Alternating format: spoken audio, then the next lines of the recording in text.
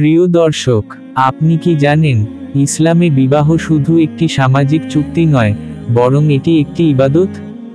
একজন মুসলিম যুবক যখন তার স্ত্রীকে প্রথমবার ঘরে নিয়ে আসে, তখন তার জন্য রয়েছে কিছু বিশেষ দোয়া ও আমল।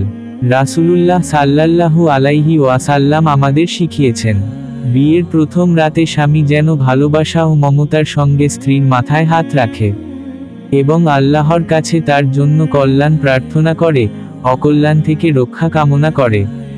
এই দোয়া শুধু একটি আনুষ্ঠানিকতা নয়, বরং এটি নবদম্পতির জীবনের জন্য কল্যাণ, সুখ, শান্তি ও বরকতের দরজা খুলে দেয়।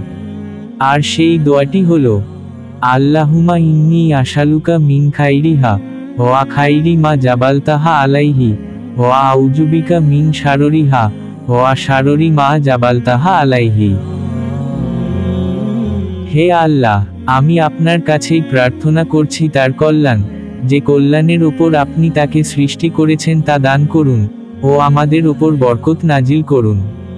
আর তার অকল্যাণ, যে অকল্যাণের ওপর আপনি তাকে সৃষ্টি করেছেন, তা থেকে আমাদেরকে আপনার আশ্রয় নিরাপদ রাখুন। আমিন। ভিডিওটি ভালো লাগলে লাইক, কমেন্ট ও শেয়ার করুন। আর আপনারা যদি বিয়ের দিন এই দোয়াটি না করে থাকেন, তাহলে এখনই আপনার স্ত্রীর মাথায় হাত রেখে দোয়াটি করুন। ইনশাআল্লাহ, আল্লাহ তাআলা কবুল করবেন। আল্লাহ হাফেজ।